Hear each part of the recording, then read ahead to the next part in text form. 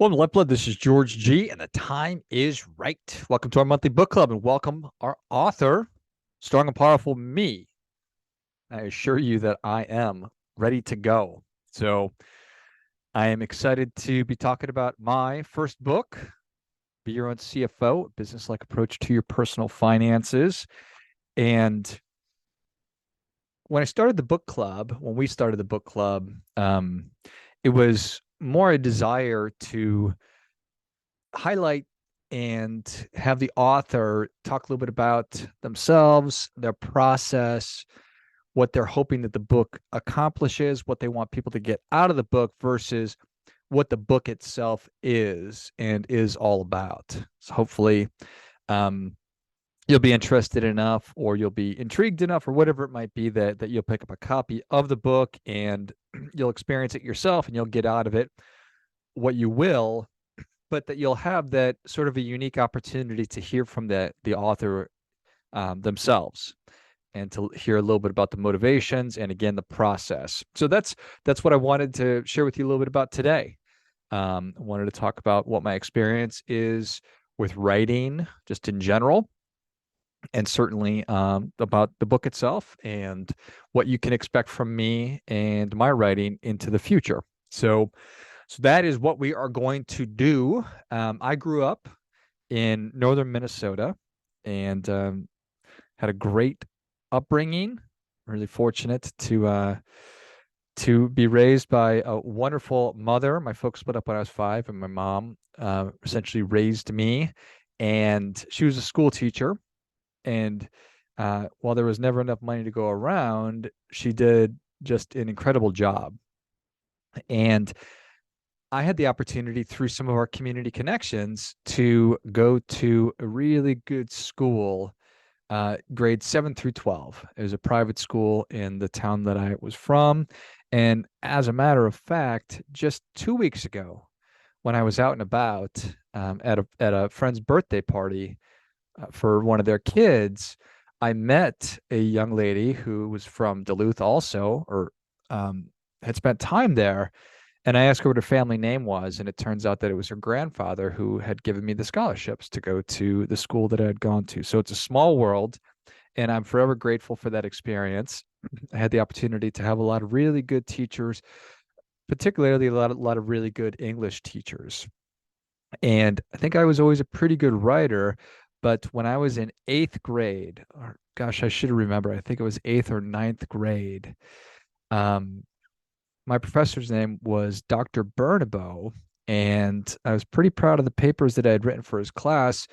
But at the end of the year, we had like an award ceremony for the entire school, and they had all the awards on tables in the hallway. And I was just walking around looking at the different awards, and I won the English award for the 8th or 9th grade. I really ought to remember which one.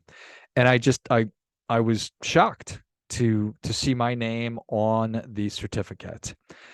And I think that I'm really fond of the saying that gives somebody a great reputation to live up to. We don't know when we're young, and we still don't know even today if we're good at something. We have a sense of it, but just getting the validation, at least for me, that was a really, really important thing. It's like, oh, wow, maybe I am a good writer, or I have the seeds of one day being a good writer. Now, whether or not I'm a good writer today, that's a whole nother, a whole nother thing. But that moment really, really put into my mind, hey, I am at least as good as everybody else. So I've always enjoyed writing, and looking back on my schooling, I really wish that I would have studied English, but hindsight's 2020. So that being said, I went for years and years and years and years not writing. I just didn't do it. I was just so career focused, and just not doing any writing. I had ideas about starting blogs or writing throughout my 20s and even into my 30s. But I finally did make the decision once I started the podcast that, well, maybe I should start writing also. It was really when I decided to create the website for Lifeblood that I recognized the need and the desire to really start writing. And so I did. I started writing every day, and I got to the point where I was writing 1,000 words a day. And at the same time, I had started doing a lot of virtual presentations. So it was during COVID and had the opportunity to do all these webinars for companies all across the United States. And one of the webinars that I was doing consistently that was the most asked for was be your own CFO. So, what are the main drivers of success that the chief operator or the chief financial officer within a company that they're using to help their companies to be financially successful?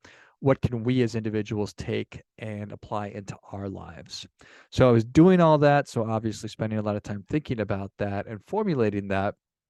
And at the same time, I had invested in a course, a program, community to teach you how to blog, how to have a successful blog, all the different variables, and part of that they will do and still do something called Content Warrior Challenge, where you just try and do as much content as you can over a 30-day period. And I had also invested in a program that would help me to do more speaking because I really enjoy that.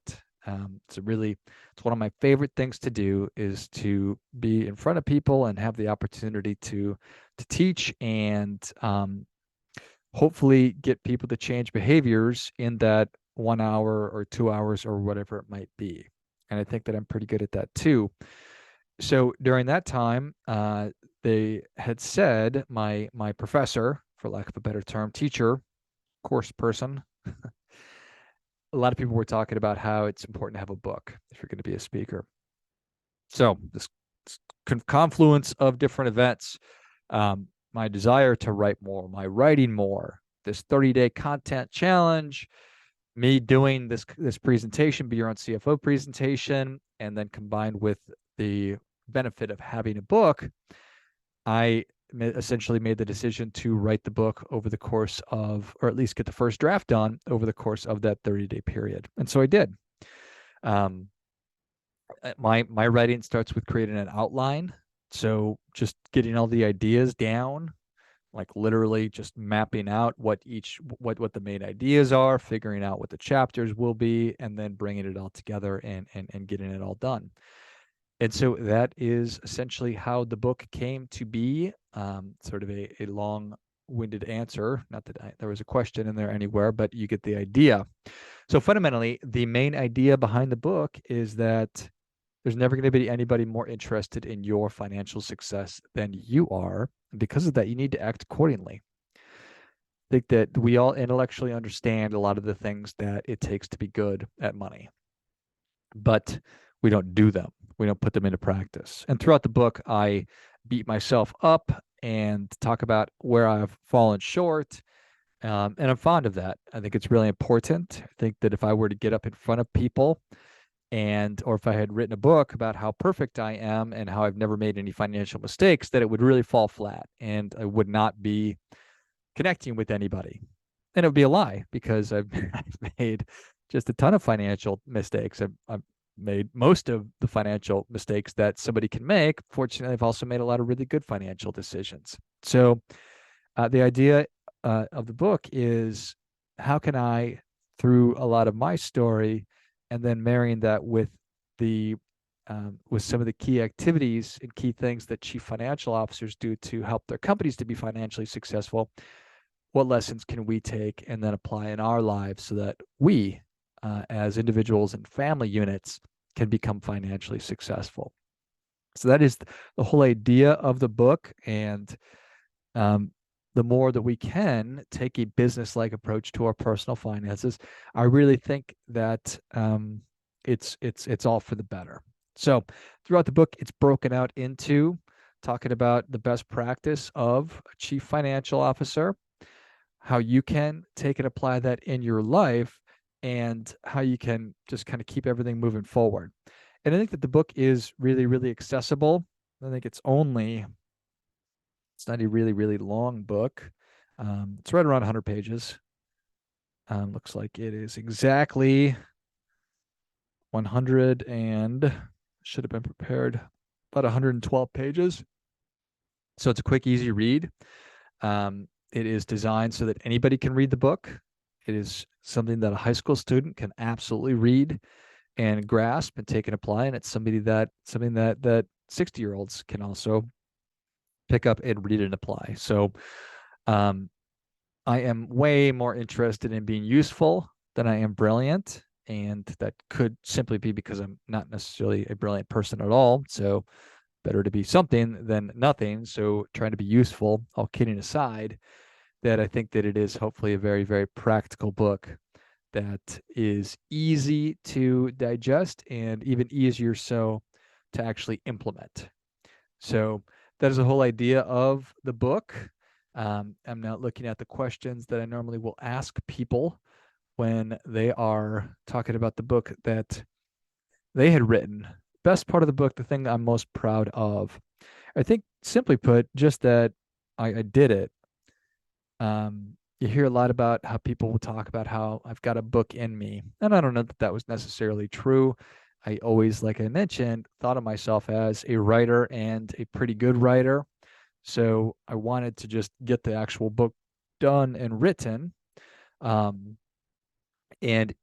I self-published it. So it is a lot of new learning.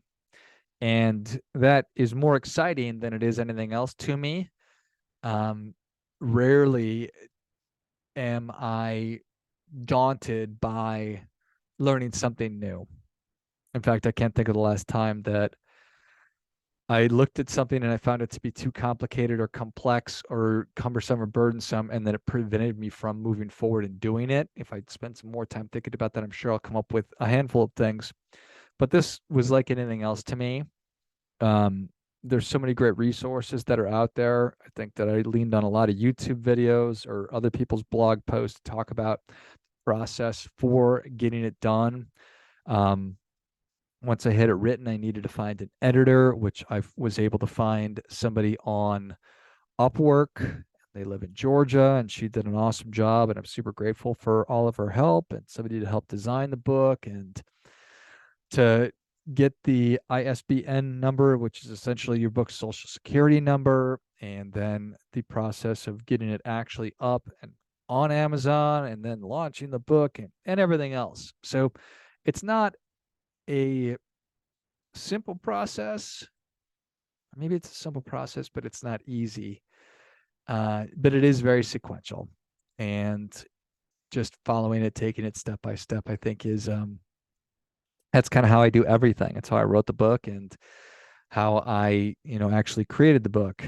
And I tell you what, it is a pretty cool thing that you just essentially put it up, and put it through Amazon's portal, and then people can order it and they will just create one copy one at a time and send it to them.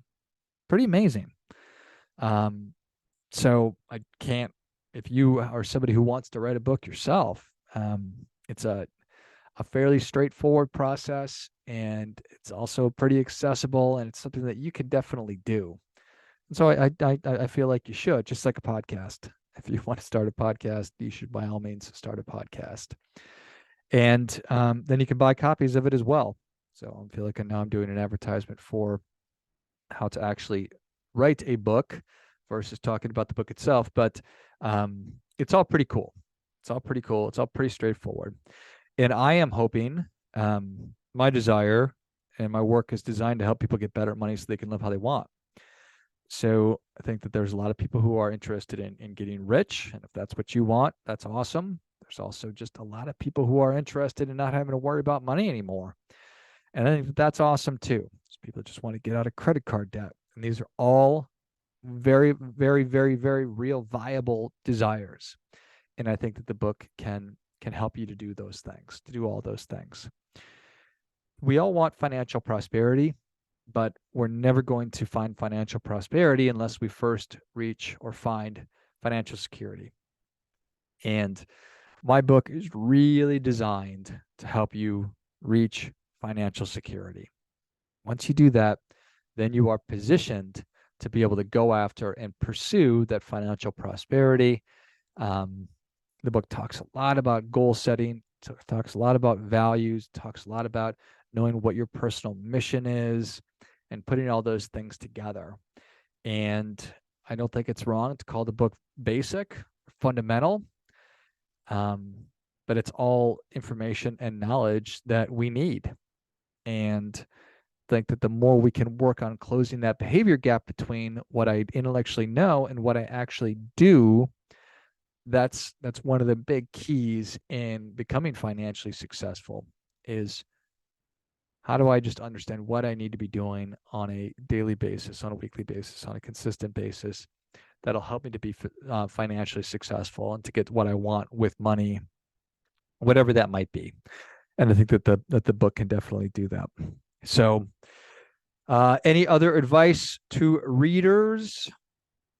The book will also help you it'll give you a framework for filling in any gaps. One of the big things is being honest with yourself. Am I interested enough in this, in personal finance to do the things that are required? And it's okay if you're not. But if you're not, you need to find somebody who will do the stuff that you're not willing to do. So, like anything else, if you do not have the interest or the discipline to eat right and to exercise, and you want to be a healthy person, you need to find a way to make sure you're getting the right food in your mouth and do the right exercise with your body. So getting a meal prep company, or food delivery of some kind, hiring a personal trainer, that is essentially the same thing for your money. So there's a framework that will help you to figure out, okay, here's the gaps in my learning. Now that I close that, am I going to do the things that I need to be doing to get to where I want to go with money? And if the answer is no, the book will help you to figure out the best approach for you to get done what needs to get done.